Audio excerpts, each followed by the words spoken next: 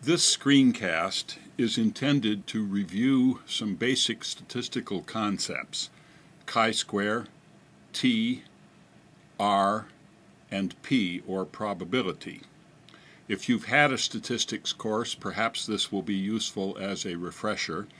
And if you haven't had a statistics course, I hope that this will be useful to introduce you to these concepts, all intended so that you can read journal articles and have some understanding of what the results of a journal study are. The example that I will use involves three different ways of comparing two crises that took place in October 1956. In that month, the Soviet Union sent troops and tanks to intervene in Budapest and other towns in Hungary against an uprising of Hungarian people. But that very same month, the Soviet Union did not militarily intervene in a very similar crisis in Poland. So we can call these a war crisis and a peace crisis, very similar, same issues, same major country, the Soviet Union, same time, but different outcome. The particular research question is whether power motivation is related to war. More specifically, is there a tendency for war crises to be higher in power motive imagery? That's a way of scoring documents and other texts for a concern for power. How many images per 1,000 words of text? Is the war crisis higher than the peace crisis? Our predictor variable, what we're trying to predict to the outcome of war or peace, is power motive imagery in documents, speeches, media commentaries, from either side, the Soviet Union and then Hungary or Poland, during the crisis period. The outcome variable is war, here defined as an armed conflict with casualties, versus peace, no armed conflict. This is a quasi-experiment.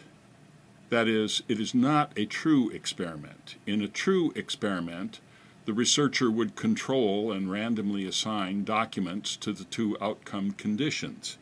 But of course, we have to take the documents as they came from the Hungary crisis or the Poland crisis. So it is a quasi-experiment.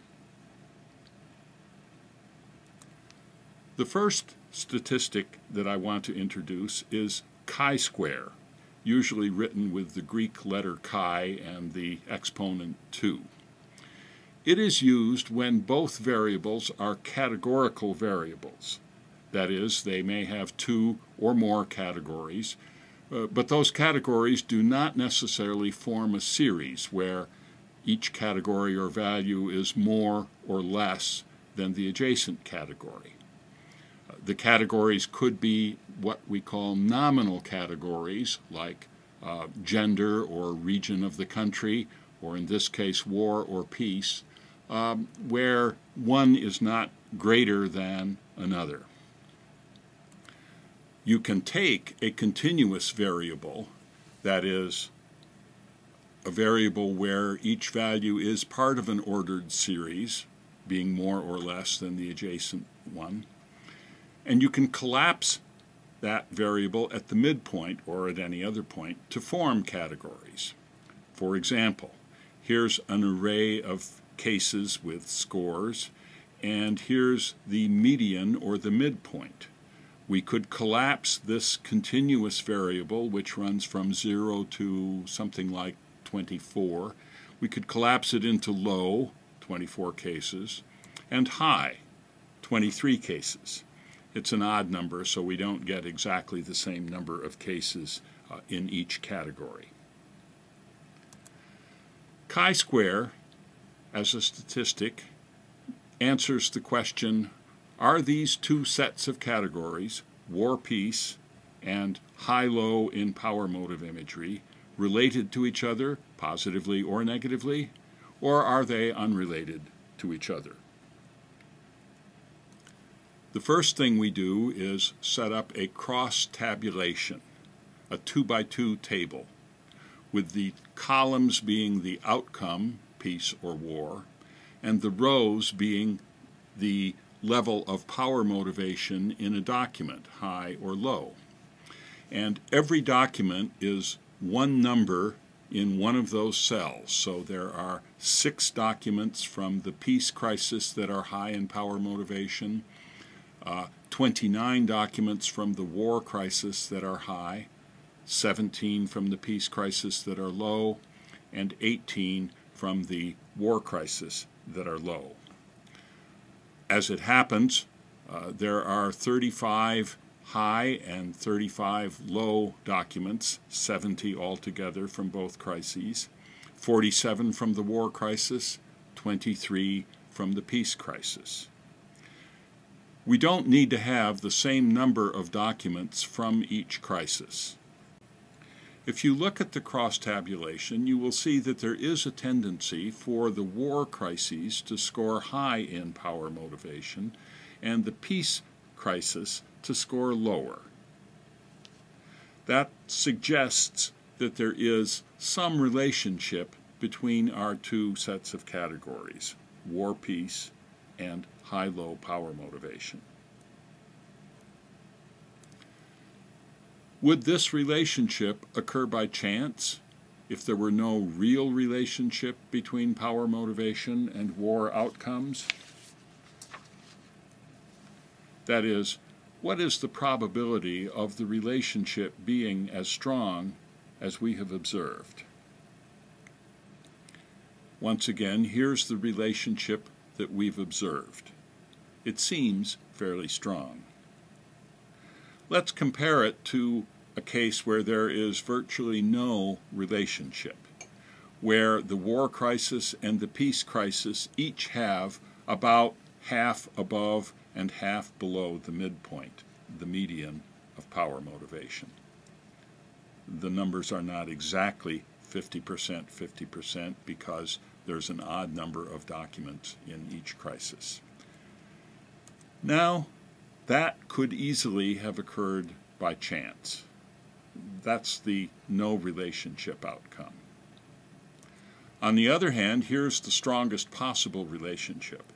All of the peace documents are below the median in power motivation, and as many as possible of the war documents are above the median. We can't have all of the war documents above the combined median because there are more war documents than peace documents. It is almost impossible that a relationship this strong would have occurred by chance. So our observed relationship is somewhere in the middle. And so we ask, how often would this degree of relationship occur by chance? To answer that question, we compute chi-square. To determine the significance of the relationship we've observed, we calculate chi-square as a measure of the strength of that relationship. That is, how far it departs from no relationship. There's a complicated formula for chi-square. It's in statistics books, and computer programs will calculate it for you. We don't need to know what that is to understand what chi-square is doing for us. In this case, the value of chi-square is 7.84 with df equal to 1. df means degrees of freedom. In this case, it's equal to the number of rows minus 1 times the number of columns minus 1, and so that's 1. That means that if you fill in one cell, given the marginal totals of rows and totals of columns, everything else is determined in the table. You have no more degrees of freedom. Then we evaluate the significance of the chi-square value that we have obtained. For 1 degree of freedom, a chi-square value greater than or equal to 7.84 is pretty rare. You would only obtain it 0.005 of the time, that is, 5 times in 1,000, or another way of saying it is 1 time in 200, or another way of saying it is 0.5%. Psychologists often refer to that as the 0.005 level. It means the probability of getting the statistic, in this case the statistic of chi-square, where you don't really have any relationship at all. That's very unlikely. So we can now add at the bottom of the table the value of chi-square, the degrees of freedom, and the p-level, or the probability.